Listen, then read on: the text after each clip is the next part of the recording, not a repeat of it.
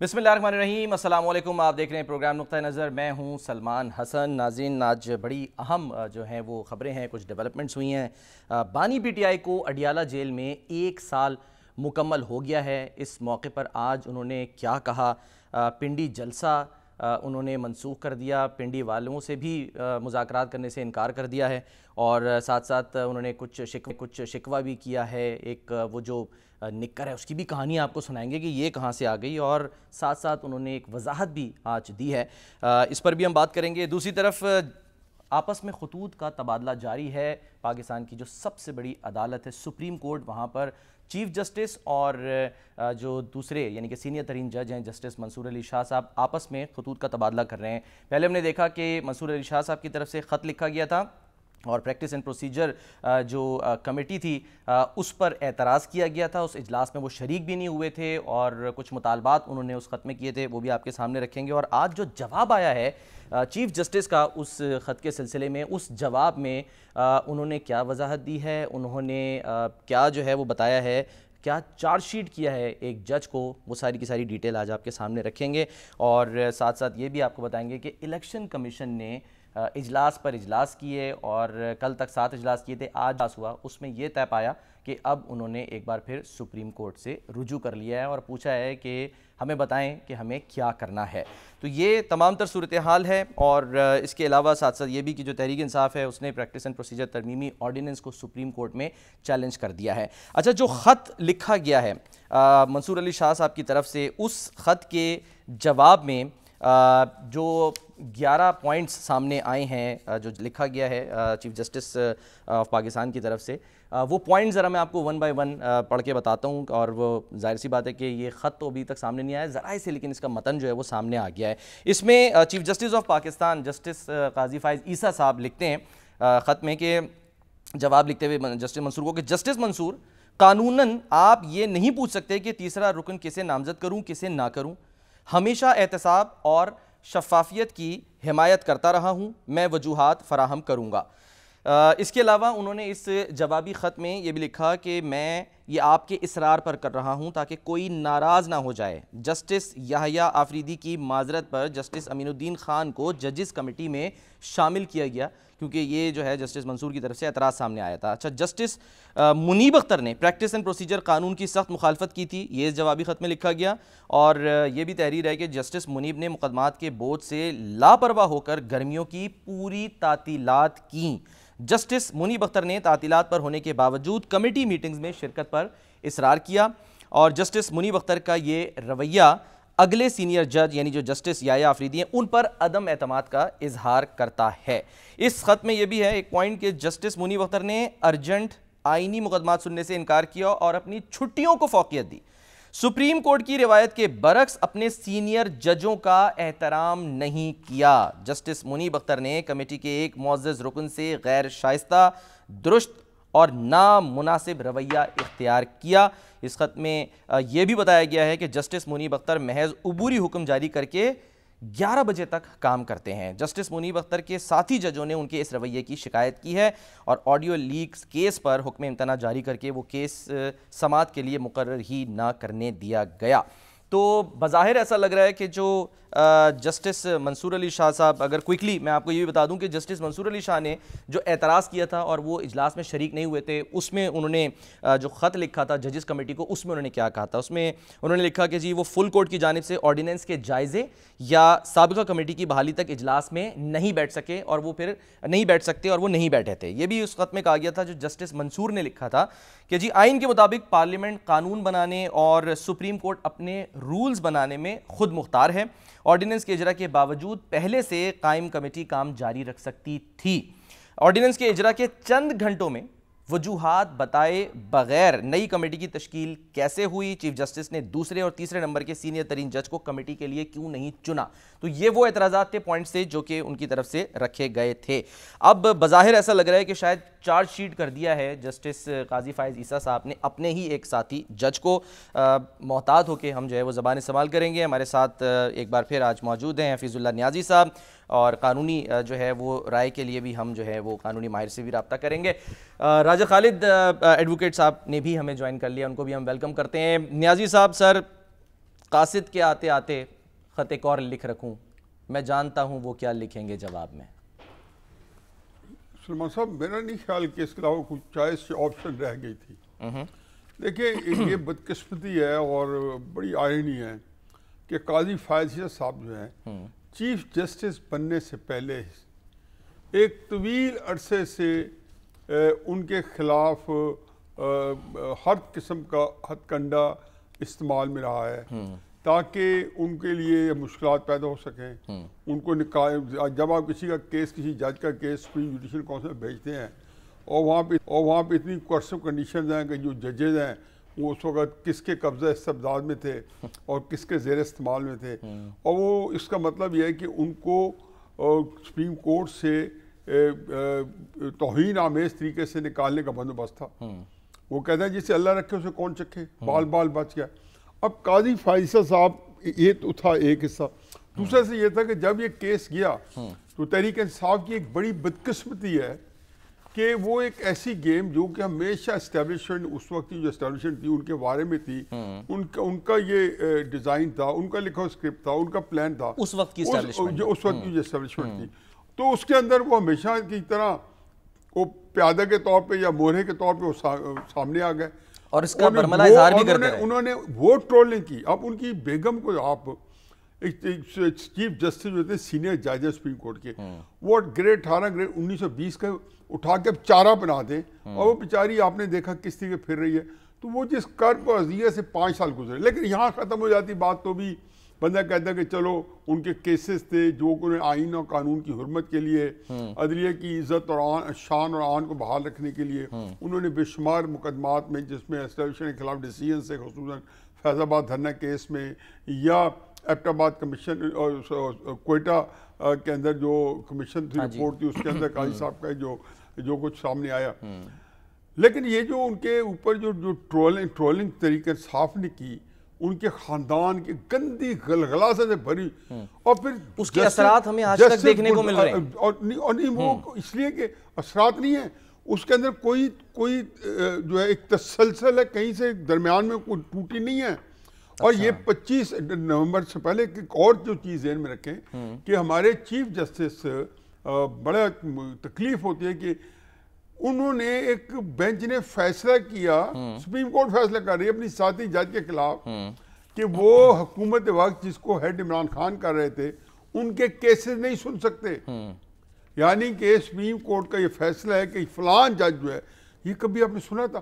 جب آپ اس راہ پہ چل پڑیں تو مجھے تو آج تک ایک سوال کا جواب چاہیے، اور سیاسی جماعتوں خصوصاً تحریک انصاف جو اتنی اپنے آپ کو پاکستان میں مضبوط سیاسی جماعت سمجھتی ہے اور سب سے مقبول سیاسی جماعت مقبول ہے، ان کو یہ سوال کا جواب دینا ہوگا کہ آخر آپ نے ایک بندہ جو 25 اکتوبر 2023 سے پہلے آپ کے خلاف کیسز نہیں سن سکتا تھا، تو آپ اسی کس مد میں اس کی ٹرولنگ کر رہے تھے، کس مد میں ان کی جو سوشل میڈیا جو ہے آپ کا بریگیڈ جو ہے عمران خان صاحب کا وہ اسے تابڑتوڑ حملے کر رہا تھا، تو اس میں آپ ان حالات میں جب بنتے ہیں پھر آپ دیکھیں کہ انہوں نے کیسز کیا کیے ہیں، یعنی کہ الیکشن کا میں کل بھی آپ کے پاس عرض کیا، پرسوں میں نے ذکر کیا، آج پھر میں دہراتا ہوں کہ یہ غیر معمولی واقعہ ہے۔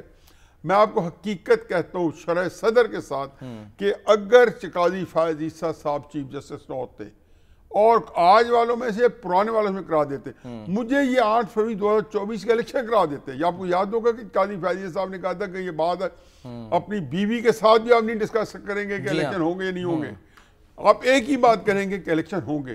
تو میں تو اپنے پروگرام اس وقت جب جیو کے اندر کرتا تھا پروگرام اپنے، تو اس میں یہی وہاں کہتا رہتا تھا کہ اگر اسٹیبلشمنٹ جو الیکشن کرانے کے موڈ میں نہیں ہے، مجھے خطرہ یہ کیا لگا دے، کیونکہ قاضی فائز عیسیٰ کو وہ اپنے لیے آغاز میں سہانے روح سمجھنا شروع کر دیا تھا۔ تو یہ آپ کے پاس سامنے صورت حال ہے۔ سر ذرا اب جو آج جو خط لکھا ہے اس پر تھوڑی سی ذرا، کیونکہ اب بظاہر دیکھا جائے تو ایک طرح سے چارج شیٹ کر رہے ہیں، یعنی چیف جسٹس صاحب اپنے ہی ایک جج کو چارج شیٹ کر رہے ہیں، تو اس پر راجہ خالد ایڈوکیٹ صاحب ہمارے ساتھ موجود ہیں، ان سے ذرا قانونی رائے لے لیتے ہیں۔ راجہ خالد صاحب، سر کوئی 11 کے قریب بتایا جا رہا ہے ذرائع سے، یہ جو متن سامنے آیا ہے اس میں پوائنٹس ہیں جس میں انہوں نے ایک طرف تو یہ کہہ دیا کہ جی میں قانوناً آپ کو بتانے کا جو ہے وہ جواب دہ نہیں ہوں کہ میں آپ کو ضروری یہ بتاؤں کہ جی میں نے کس کو کمیٹی میں شامل کرنا ہے، کس کو نہیں کرنا. لیکن سر اس سے ہٹ کر جب ہم یہاں آ جاتے ہیں کہ جی جو جسٹس منیب اختر صاحب ہیں جن پر وہ ان کے بارے میں کہہ رہے ہیں کہ انہوں نے ایک تو پریکٹس اینڈ پروسیجر قانون کی سخت مخالفت بھی کی تھی، اور پھر اپنی چھٹیاں جو ہیں وہ ان کو مقدم تھیں، مقدمات کے بوجھ سے یہ بے پرواہ تھے، اور ساتھ ساتھ یہ کہ چھٹیوں پر ہونے کے باوجود یہ کہتے تھے جی مجھے جو ججز کمیٹی اجلاس ہے اس میں بلا لو. تو یہ کتنے سنگین الزامات ہیں، یا آپ کو لگتا ہے کہ نارمل ہے، نہیں کوئی بات نہیں ہے، ہوتا رہتا ہے ایسا؟ دیکھیے سلمان صاحب، گزارش یہ ہے کہ اس طرح تو نہیں ہوتا. یہ پاکستان کی ہسٹری میں میرے خیال میں پہلی دفعہ اس طرح سے ہو رہا ہے. فیصلے اس سے پہلے بھی بہت غلط ہوتے رہے.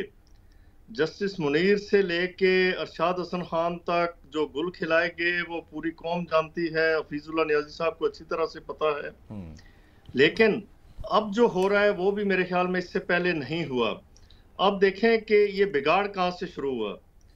بگاڑ وہاں سے شروع ہوا جب 63A کو عمر عطا بندیال صاحب کی قیادت نے، اس بینچ نے امینڈ کر دیا کہ کانسٹیٹیوشن کی ایک واضح پروویژن ہے کہ جو منرف اراکین ہیں، مطلب منرف اراکین سے مراد یہ ہے کہ جو لوگ پارٹی کی پارلیمانی پارٹی کی ڈائریکشن کے خلاف ووٹ کاسٹ کرتے ہیں یا ابسٹین کرتے ہیں، تو ان کی سیٹس کو خالی قرار دیا جائے گا. وہ ڈی سیٹ ہو جائیں گے جب ان کا پارلیمنٹری لیڈر وہ ریفرنس بھجوائے گا، اور آگے پھر اسی 63A میں اس کا سارا پروسیجر لے ڈاؤن کیا گیا ہے. ٹھیک ہے، اسے ری رائٹ کیا گیا.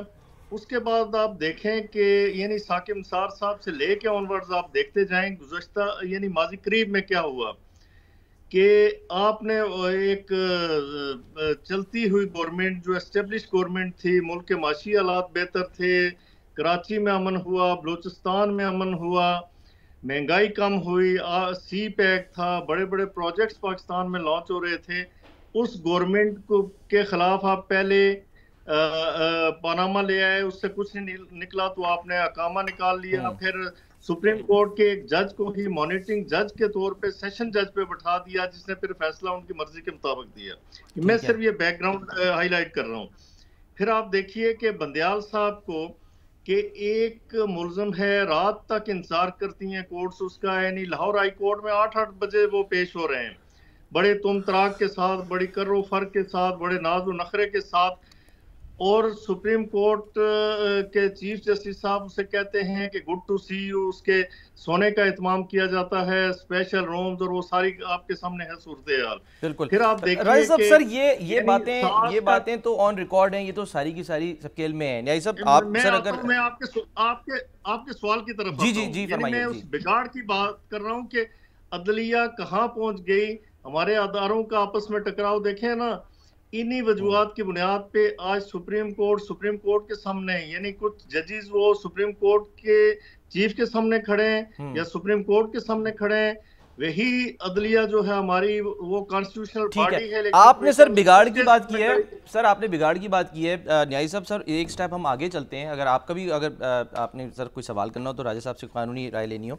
میرا سوال یہ ہے کہ جس طرح ہم نے نیازی صاحب دیکھا فوج میں، نیازی صاحب میں آپ سے مخاطب، فوج میں ہم مطلب مس کنڈکٹ کوئی کرتا ہے تو اس کو تو ہم دیکھ رہے ہیں کہ جی کورٹ مارشل بھی ہوتا ہے، اس کو سزا ملتی ہے باقاعدہ طور پہ. لیکن یہاں عدالتی نظام میں ایسا کیوں ہے کہ کرپشن بھی ثابت ہو جائے جج کے اوپر کسی؟ حالیہ دنوں میں ہم نے دیکھا تو وہ ریٹائرمنٹ لے لیں یا ان کو نکال دیا جائے، ہٹا دیا جائے، ان کی برات واپس لے لی جائیں، لیکن کوئی سزا اور جزا کا کوئی نظام ایسا بظاہر نظر نہیں آتا. تو یہ آپ کو لگتا ہے کہ ڈسکریمنیشن ہے اس عدالتی نظام میں ایز کمپیئر ٹو ادر؟ دیکھیں جی، یہ 18ویں ترمیم آئی نا، تو بہت سارے ہمارے جو بڑے سینئر لوگ اور جو ہمارے مینٹورز ہیں، ہمارے اساتذہ کرامان میں سے ہیں سیاست میں یا اس جو میڈیا کے اندر، تو ان کو ایک بڑی کمپلینٹ تھی کہ اس نے جب آپ اکٹھے ہو کے بیٹھے ہیں تو آپ نے نیب کے قوانین، جن کو ڈریکونین لا کہتے ہیں، فلاں قانون فلاں چیز، ان کو آپ نے کیوں نہیں ایڈریس کیا؟ آپ کے پاس 90% اسمبلی بھی ہے کیونکہ ساری پارٹیوں نے مل کے کی اور اس پہ اوپر یکسوئی تھی. آپ کے پاس سینٹ بھی ہے. تو میں ہمیشہ انہیں کہتا تھا کہ حضور وہ جو کر رہے تھے ان کو پتہ تھا کہ ان کے پاس اس کے باوجود کہ وہ پارلیمنٹ کے جو سورن ہیں اور وہ اس کے جو ہے ان کے الیکٹڈ لوگ ہیں، لیکن ان کے پاس وہ اختیارات نہیں ہیں. شاید خاقان عباسی صاحب کے وقت میں یہ ہوا کہ جی نیب قوانین میں ترمیم کی جائے. ٹھیک. پیپلز پارٹی ایگری کرتی تھی. یہ 2018 میں اور 2/3 میجورٹی تھی پیپلز پارٹی آف مسلم ان کے پاس 2017-18 میں. اور جب ساکن نثار صاحب کے پاس گئے تو انہوں نے کہا یہ آپ کریں گے میں اسٹرائک ڈاؤن کر دوں گا. آپ کا جو سوال ہے میں اسی کی طرف میں نے اسی لیے آپ کو سائٹیشنز دی ہے کہ ہمارے یہاں اسٹیبلشمنٹ اور کورٹس نے کہا ہے کہ یہ جو قوانین ہیں یہ تو ہمارے لیے ہیں، میرے لیے ہیں، سیاستدانوں کے لیے ہیں. اچھا. ہم جو ہیں یہ سارے کے سارے مقدس گائے ہیں ہماری. ان کو پاکستان کے قوانین میں باوجود ان کے اندر نہیں آتے. یہ جب کرپشن کریں گے ان کا اپنا نظام ہے. نظام کیا ہے کہ یہ ریزائن لے لیتے ہیں اور بندہ جو ہے ہنسی خوشی گھر چلا جاتا ہے. راجہ صاحب آپ کچھ اس پہ کہنا چاہ رہے ہیں؟ جی میں یہ کہنا چاہ رہا تھا جو پہلا آپ کے سوال کا پہلا حصہ تھا اس سے تھوڑا سا میں 1 منٹ میں ایڈریس کر لوں. پھر میں فیض اللہ نیازی صاحب نے درست فرمایا کہ کچھ ادارے یہ سمجھتے ہیں کہ ہم احتساب سے بالا تر ہیں. اس میں سمجھتا ہوں کہ عدلیہ تو بالکل سر فہرست ہے. یہ جو خط ہے یہ جو جوابی خط ہے ان کا چیف جسٹس آف پاکستان کا، دیکھیں بڑے پرٹیننٹ کویسچنز انہوں نے ریز کیے. پہلی بات یہ ہے کہ قطعاً جو سینئر پیونی جج ہیں ان کا کوئی قانونی استحقاق نہیں بنتا کہ وہ چیف جسٹس کی اکاؤنٹیبلٹی کرتے ہوئے ان سے یہ پوچھیں کہ جی آپ نے جونیئر جج کو کیوں کمیٹی کا ممبر بنایا اور فلاں یہ آفریدی صاحب بڑے محترم جج ہیں سپریم کورٹ کے، انہیں ممبر کیوں نہیں بنایا اس کا، ریگارڈلیس کی جو پریکٹس اینڈ پروسیجر میں جو ترمیم آئی ہے. جی جو ترمیم آئی ہے اس کے ذریعے جو تیسرا ممبر ہے چیف جسٹس کی ڈسکریشن ہے، اس کا اختیار ہے کہ وہ کس جج کو اس کا ممبر نامزد کرے گا. اور انہوں نے وجہ بھی بتا دی نا، انہوں نے کہا جسٹس یحییٰ آفریدی نے معذرت کی تو ظاہر سی بات ہے کہ ان کے بعد والے کو بنانا ہے. جی معذرت کی. پھر یہ دیکھیں آپ دیکھیں میلافائڈی انفارچونیٹلی میں اسے بڑے اس سے ہیوی ہارٹ کے ساتھ کہتا ہوں کہ جسٹس منیر صاحب نے 2 ماہ کی چھٹیاں کی لیکن جو کمیٹی کی میٹنگز ہوتی تھی ایک بھی نہیں مس کی. اس کے والے سے انہوں نے ریکیوز نہیں کیا، انہوں نے معذرت کا اظہار نہیں کیا کہ میں چھٹیوں پہ ہوں، لیکن چھٹیوں کے دوران ایک کیس بھی نہیں سنا. حالانکہ پریکٹس اینڈ پروسیجر ایکٹ میں یہ واضح کیا گیا تھا. میں سمجھتا ہوں جو قوم کے لیے ایک بڑی خوشخبری تھی کہ جو ارجنٹ نیچر کے کیسز ہیں وہ 14 دنوں کے اندر سنے جائیں گے. میرا اپنا بھی کیسز لگے تھے. میں اس حوالے سے یعنی جو سٹے میٹرز ہیں یا کوئی سسپینشن پیٹیشن ہے کسی سزا کے خلاف، اس کے لیے ہم بڑے ہوپ فل تھے جی کہ 14 دنوں کے اندر وہ لگ جائیں گے. اب وہ ماحول نہیں رہا، لیکن باوجود اس کے کہ ہر ارلی ہیئرنگ کی پیٹیشنز فائل کرنے کے ابھی تک اب چھٹیاں بھی گزر گئیں، وہ نہیں فکس ہو رہے. وہ اسی وجہ سے یہ سارا کچا چٹا سامنے آ رہا ہے. اس کے پیچھے جو داستان ہے وہ آپ کے سامنے بالکل آبویس ہے کہ جو سینئر جج تھے یا کمیٹی ممبر تھے وہ نہیں لگنے دے رہے تھے اس طرح کے کیسز. ان کا یہ تھا کہ میں چھٹیوں پہ ہوں جی، یہ نہیں ہم کر سکتے، ہم سماعت نہیں کر سکتے. لیکن میں نے کمیٹی کی میٹنگ کوئی مس نہیں کرنی. اس کے بعد حالانکہ یہی آفریدی صاحب نے اس میں میٹنگ میں بیٹھنا تھا، اس کمیٹی کی میٹنگ میں انہیں ان کی عدم موجودگی میں ممبر بننا تھا، لیکن انہوں نے اپرچونٹی نہیں دی جس کی وجہ سے چیف جسٹس نے کہا کہ اگر ان کے راستے ٹھیک ہے. اب سوال یہ ہے کہ اپنی ڈیبیٹ کو آگے بڑھائیں گے، ذرا دوسرے معاملے پہ بھی لے کے جائیں گے کہ یہ ساری باتیں، یہ جو چارجز ایک طرح کے لگائے گئے ہیں، چارج شیٹ کیا گیا ہے، اس پر ہوگا کیا یا کیا ہو سکتا ہے؟ یعنی اس کو یہ معاملہ داخلے دفتر ہو جائے گا کہ وہ ٹھیک ہے جی انہوں نے بتا دیا، بول دیا، اب ججز کمیٹی آگے کام کرتی رہے گی. لیکن جو یہ جو سنگین باتیں انہوں نے کی، یہ عام کسی اور ادارے میں ہوتا نا سر تو وہاں تو شو کاز ہو جاتا، لائن حاضر ہو جاتی وہاں پہ. تو دیکھیے نا یہی تو المیہ ہے، یہی بدقسمتی ہے کہ چیف جسٹس کے پاس ذاتی کوئی اختیار نہیں ہے اس طرح کا کہ وہ کسی جج کو نکال سکیں. اس کے لیے سپریم جوڈیشل کونسل ایک ادارہ ہے، ٹھیک ہے، اور مس کنڈکٹ کی بنیاد پہ انہیں نکالا جا سکتا ہے. میں سمجھتا ہوں کہ ابھی جو یہ جو وزارتی ان کا آرڈر آیا تھا نا الیکشن کمیشن کے پیٹیشن پہ جو وضاحت انہوں نے کی تھی، اس میں بہت ساری باتیں ایسی نکلتی ہیں کہ جس میں بالکل واضح طور پہ مس کنڈکٹ لگتا ہے آن دی پارٹ آف دی ججز. اس لیے ان 8 رکنی ممبرز کی میں بات کر رہا ہوں. سر میں اس پہ آتا ہوں، اس پر بھی آتے ہیں، اسی طرف جو ہے وہ آگے بڑھتے ہیں. میں ذرا نیازی صاحب کو بھی سر کل ہم جو ہے وہ بات کر رہے تھے کہ الیکشن کمیشن جو ہے وہ بظاہر اب جو سپیکرز ہیں 2 ان کے خطوط جو لکھے گئے الیکشن کمیشن کو، ان کے اور جو عدالتی فیصلہ آیا سپریم کورٹ کا، اس کے درمیان پھنسا ہوا ہے. اب آج ہم دیکھ رہے ہیں کہ 8واں جو اجلاس ہوا کم از کم اس میں یہ اپڈیٹ آئی کہ جی انہوں نے ایک بار پھر الیکشن کمیشن سے رجوع کر لیا ہے، فیصلہ کر لیا ہے، اور وہ ایک درخواست جو ہے یعنی سپریم کورٹ سے مطلب رجوع کر لیا الیکشن کمیشن نے. اب سر یہاں پر سوال یہ ہے کہ پوچھ وہ یہ رہے ہیں کہ جی الیکشن ترمیمی ایکٹ کو فوقیت دی جائے یا عدالتی فیصلے کو فوقیت دی جائے. وہ کچھ لوگ اس کو ذرا ذرائع مذاق بھی لے رہے ہیں، کہہ رہے ہیں کہ وہ نہیں کپڑے جھاڑ کے بندہ آخر میں کہتا ہے اسی پھر نہ ہی سمجھیے. ایک لفظ ہوتا ہے رائٹ آف وے. اچھا. اور یہ ٹریفک میں استعمال ہوتا ہے. تو ہمارے جو پولیٹیکل ہائی وے ہے اس کے اندر یہ رائٹ آف وے جو ہے وہ کہتے ہیں نا کہ اگر یہ لاٹھی میری ہے تو بھینس کیوں تمہاری ہے. تو میرا خیال ہے کہ پاکستان کی جو معروضی سیاسی حالات ہیں جو تسلسل چل رہا ہے اس کے اندر پیچ ورک نہیں ہو سکتا. اچھا. کہ ٹاٹ کے اوپر آپ کے میں یا جناب والا 2023 سے لے کے 24 تک ایک مکمل کا پابند لگانا چاہتے ہیں تاکہ پتہ چلے کہ اس وقت جو لوگ تھے وہ بڑا خوبصورت کام کر گئے. کہ آپ کے ایک ٹاٹ ہے تو اس کے اوپر مکمل کا پیبند یا مکمل کے اندر ٹاٹ کے پیبند تو میں نے سنا تھا نا. تو کرائسس یہ ہے کہ اس وقت سیدھی بات ہے الفاظ چبائے بغیر کہ یہ جو اونر ہے جو اونرشپ ہے اس ساری چیز کی ترمیم کی یا باقی چیزوں کی وہ یہ سیاسی حکومت سے زیادہ وہ مقتدر ہے جو اس سیاسی حکومت کی پشت پہ کھڑی ہے طاقت بن کے. اچھا ٹھیک ہے.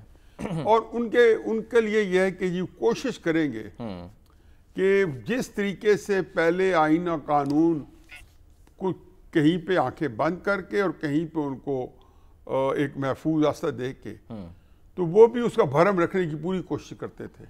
اگر آئین و قانون نے یہ سوچا کہ نہیں ہم نے تجاوز کرنا ہے تو تجاوز میں پھر وہ آپ سے تکڑے ہیں. یہ میں اس لیے کہہ رہا ہوں کہ یہ بڑی ایک سنجیدہ بات ہے اور اس کے اندر ان کو سوچنا چاہیے کیونکہ اس وقت کرائسس یہ نہیں ہے. میں 2-3 باتیں اور ایڈ کرتا جاؤں ایک فکرے میں. جب جوان تھوڑا سا ہوش آواز آیا تو اپنے آپ کو سیاست کے اندر دھنسا پایا. جوانی میں ہی قومی سیاست کا حصہ بن گیا اور اس میں ایک ہی میرا آئیڈیلزم تھا کہ پاکستان کو اسلامی مملکت بنانے نظر آتی. 30 سال بعد پتہ چلا جب اپنے اس کے 30 سال بعد یعنی کہ 50 سال کی عمر میں آ کے پتہ چلا یا 40 سال کی عمر میں کہ ہم یہ یاشی نہیں کر سکتے. یہ مملکت جو ہے اس وقت تو آئین جو ہے بچائیں نظریاتی بحثیں ہوتی رہیں گی. آئین نے مستحکم نظام دینا ہے اور آئین کے لیے ڈٹ جائیں, آئین کی حفاظت کریں, کسی طریقے سے ملک کو ایک آئینی ریاست بنا دیں. ٹھیک ہے. اب 30 سال مزید گزرے ہیں اور جہاں میں کھڑا ہوں یہاں پہ جو ملک ہم پاکستان لوگوں کے چھوڑ کے جانا چاہ رہے ہیں اس کے اندر مجھے تکلیف کے ساتھ کہنا پڑتا ہے کہ اس وقت اگر آئین کو بچاتے ہوئے خدا نہ خاصا خاک کا بدہ میرے منہ میں کاٹ کوئی ہم بڑا نقصان کرا بیٹھے تو اس آئین کو ہم کیا کریں گے. سر آئین کے لیے تو آپ کو ریاست چاہیے اور ہر کوئی جب ہم نے نظریہ قربان کیا جو ایک آئیڈیلزم سے میرا تھا کہ جی آئین ہو اور اس کے لیے میں 30 سال جان ہتھیلی پہ رکھ کے میں اپنی ذاتی گواہی دے رہا ہوں آج آپ کے سامنے کہ جان ہتھیلی پہ رکھ کے ہم نے اس آئین کی نفاذ کے لیے پہلے نظریے کے لیے یہی راستہ اپنایا پھر آئین کے لیے. آج میں کہتا ہوں کہ آئین مجھے چاہیے لیکن ریاست پاکستان کے لیے. اسی لیے ریاست پاکستان کے اگر کوئی احمق اپنی حماقت کی وجہ سے ریاست کو نقصان پہنچا رہے ہیں تو ان کو ہوش کے ناخن لگنے چاہیے. اس لڑائی میں وہ ہاریں گے بھی صحیح, منہ کے بھی کھائیں گے. اگر یہ سمجھ لیں اور لوگ اپنی ہار مان جائیں جن کو پتہ ہے ہار انہیں ہارنا ہے, پاکستان کو نقصان پہنچائے بغیر بھی وہ ہار مان سکتے ہیں تو تاریخ ان کو بہت بڑا نام دے گی. لیکن وہ تیار نہیں ہے تو نہیں ہے تو اس کے بعد یہ کہ ہاریں گے بھی صحیح اور پھر خوفناک طریقے سے اور خدا نہ خواستہ اسے پاکستان کو نقصان پہنچاتا ہے تو ان کا اس میں کیا فائدہ ہوگا.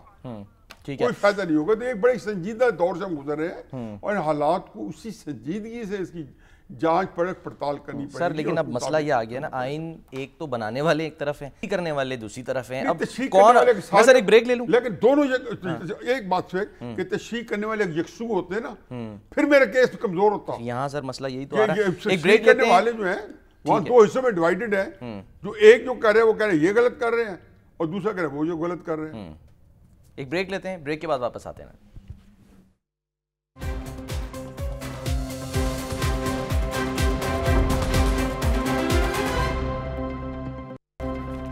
वेलकम बैक जी। राजा खालिद साहब, सर ब्रेक से पहले बात हो रही थी कि आइन जो बना रहे हैं वो कहते हैं, आइन बनाने वाले कहते हैं कि जी हम जो हैं वो सुप्रीम हैं, और जो आइन की तशरीह कर रहे हैं वो कह रहे हैं हमारा जो हुक्म है वो मानना पड़ेगा। मसला ये आ रहा है कि आइन का ही आर्टिकल 51 और आइन का ही आर्टिकल 106 जिससे मुतसादिम करार दिया है रूल 94 को इस तफसीली फ़ैसले में। अब इलेक्शन कमीशन क्या करे, वो किससे रुजू करे, किसके पास जाए, किससे पूछे, और किसके बताने पर वो मखसूस नशिस्तें तकसीम करे, और किस यानी कि रूल से तकसीम करे? अब देखिए ना सलमान साहब, मेरे ख्याल में ये जो स्पीकर साहब का खत है ना, ये बड़ा इंपॉर्टेंट है, बड़ा पर्टिनेंट है इस हवाले से। अच्छा, तो उन्होंने वजाहत कर दी। उन्होंने कहा जी कि आप देखें कि इस दौरान इलेक्शन एक्ट पास में तरमीम हो गई, 2017 के इलेक्शन एक्ट को अमेंड कर दिया गया, और उन्होंने कहा कि आपने इलेक्शन एक्ट में जो अमेंडमेंट हुई है उसके मुताबिक चलना है। अब ये पूरी दुनिया में होता है। इंडिया की आपको मैं मिसाल दूं कि 1985 में बड़ा एक इंटरेस्टिंग केस का हवाला दे रहा हूं कि 1985 में वहाँ की सुप्रीम कोर्ट ने ये फैसला किया, खातून को, मुसलमान खातून थी, उसके खामद ने डाइवोर्स कर दिया। वो 76 ईयर्स वो खातून की एज थी। तो सुप्रीम कोर्ट ने ये करार दिया कि खामद बाउंड है कि इसे ता हयात मेंटेन करे, अब इसका कोई पुरसाने हाल नहीं होगा। ठीक है। वो इशूलेस थे, उनके बच्चे भी नहीं थे, तो ये किसके पास जाएगी, कौन इससे नान नफका देगा? तो उस फैसले के खिलाफ जो हमारी मुस्लिम कम्युनिटी थी, मुसलमानों ने उसके खिलाफ एहतजाज बर्पा कर दिया। उन्होंने कहा जी ये फैसला हमारे आइली कानून के खिलाफ है, चूंकि जो मुतलका औरत है जिसे तलाक हो जाए तो उससे इद्दत पीरियड तक ही उसका खामन मेंटेन कर सकता है, उसे नान नफका दे सकता है। उस फैसले को, सुप्रीम कोर्ट के फैसले को अंडू करने के लिए फिर सुप्रीम कोर्ट हरकत में आई, और राजीव गांधी साहब के दौर में उसे अंडू किया गया। लाइकवाइज पाकिस्तान में भी मैं समझता हूँ कि ये जो पार्लियामेंट ने एक्ट में तरमीम की और उसका रिट्रोस्पेक्टिव इफेक्ट यानी मौसर बा माजी करार दिया, सुप्रीम कोर्ट का ये फैसला उस अमेंडमेंट के नतीजे में अंडू हो चुका है, और उसमें एक नहीं कई तरह की इसके हवाले से साइटेशंस मौजूद हैं। ठीक है। ये सर बस ये बता दें मुमकिन जवाब क्या हो सकता है, मैं फिर न्याजी साहब की तरफ जाता हूँ, मुमकिन जवाब क्या होगा सुप्रीम कोर्ट का?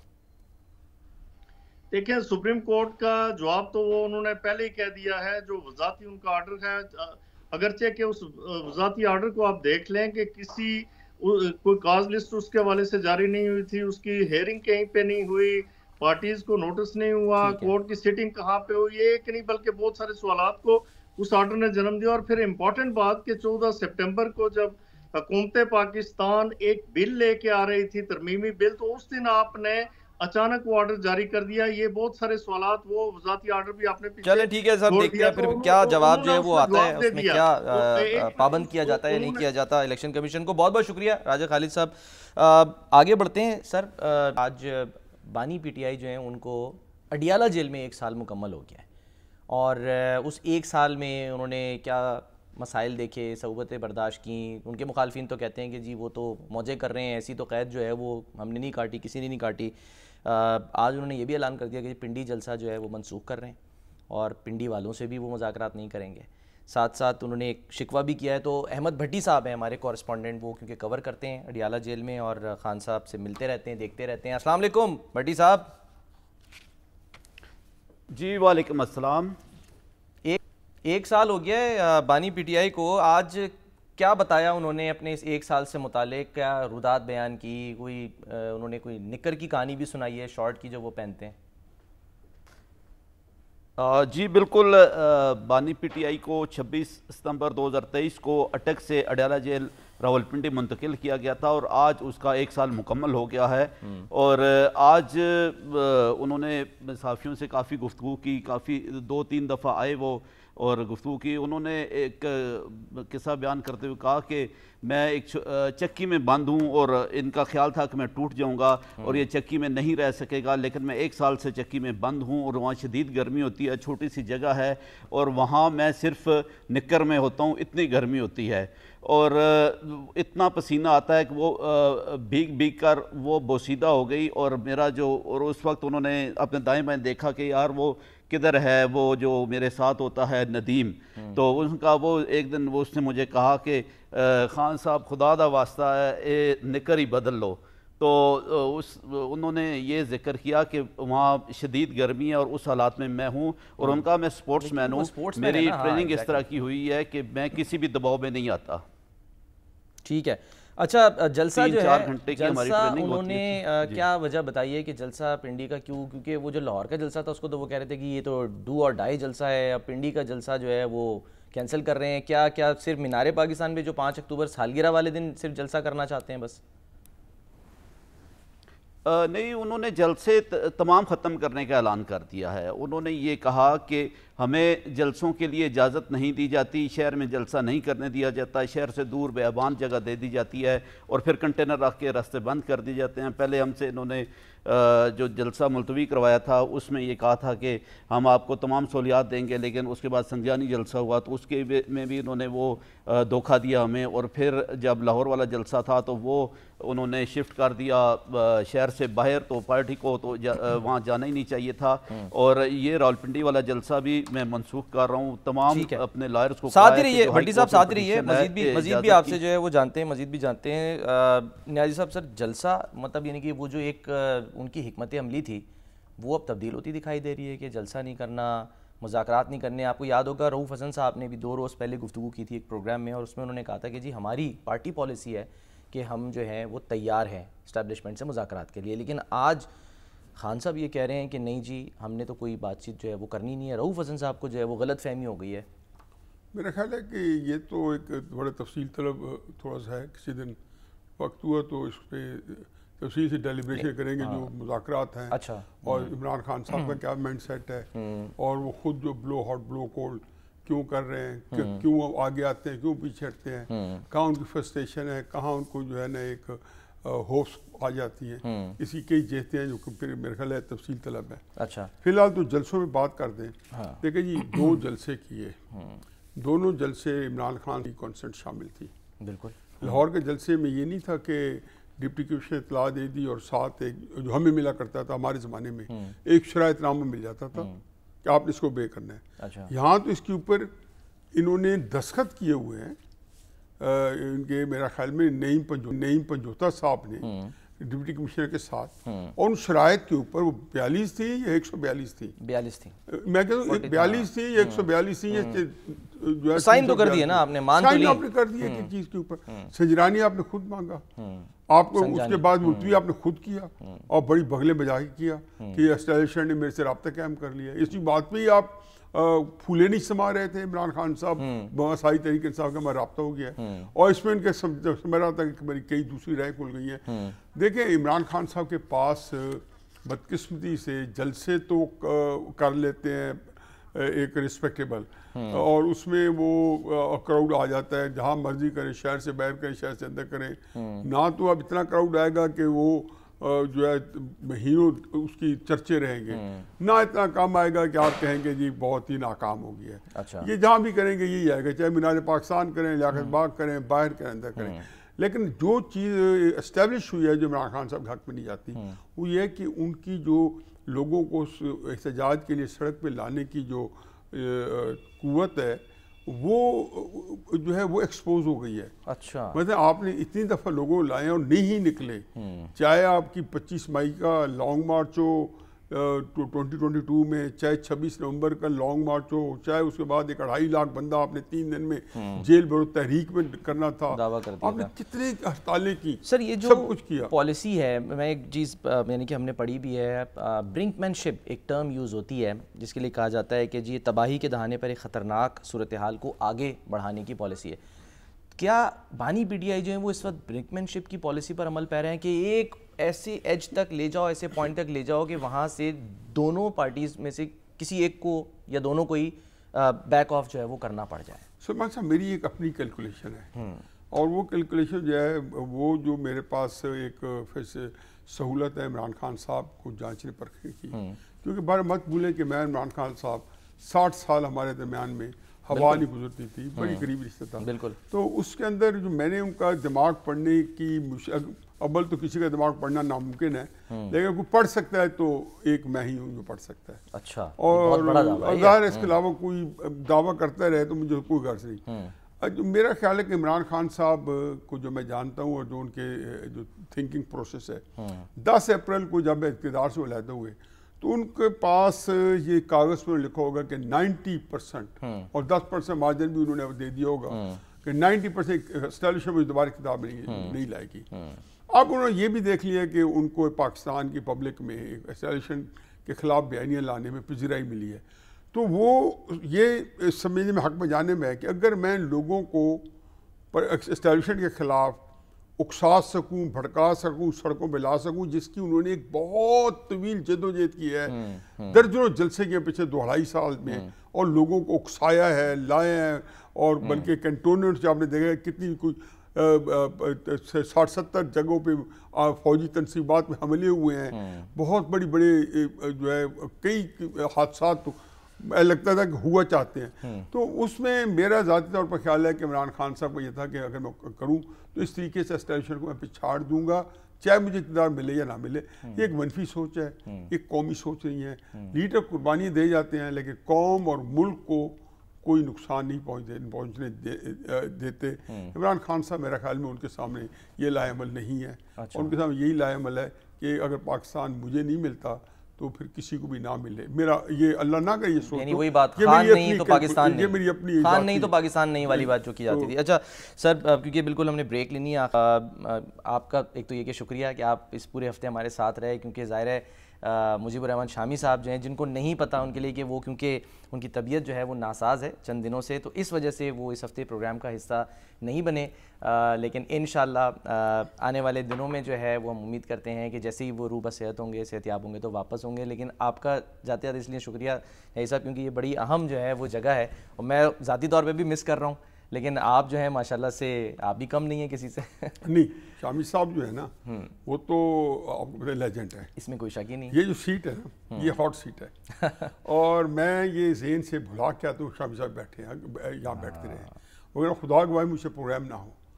اور یہ مجھے یہ بھی پتہ ہے کہ میں یہ سیٹ وارمر ہونا میرے لیے بڑا اعزاز ہوتا ہے, لیکن شامی صاحب کی سیٹ پہ بیٹھنا میرے لیے اس سے بڑا رتبہ ہے نہیں. میرے خیال ہے میری پورے جو پچھلے 14-15 سال سے جب سے میں یہ الیکٹرانک میڈیا پہ آنا شروع ہوا ہوں, تب سے میرا خیال میں کہ یہ میری زندگی کا سب سے بڑا واقعہ ہے کہ میں شامی صاحب کی سیٹ پہ بیٹھا ہوں, جو میرے لیے جو جس درجے کے وہ ہیں اور جس کلاس کے وہ ہیومن بینگ ہے. میں کہتا ہوں, میں ان کے بارے میں یہ کہتا ہوں, دا finest class of human being. بے شک انشاءاللہ صحت مند ہو کے پھر میں بھی اسی طرح یکسو ہو کے خوشو کے ساتھ شو جو ہے اس کا انتظار کیا کروں گا کہ شامی صاحب جو ہے شو کریں گے اور میں دیکھوں گا انشاءاللہ سر. اور آپ جو دیکھ رہے ہیں اس وقت, اور شامی صاحب کے ظاہر جو فینز ہیں دیکھتے ہیں, ان سے بھی دعا ہے, اپیل ہے ان سے کہ وہ دعا کریں کہ شامی صاحب جلد سے جلد صحت یاب ہو کے واپس آئیں.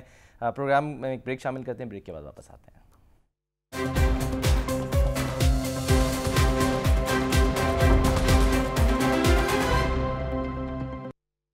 پروگرام کا وقت ختم ہوتا ہے. ناظرین اپنا خیال رکھیے, اللہ حافظ.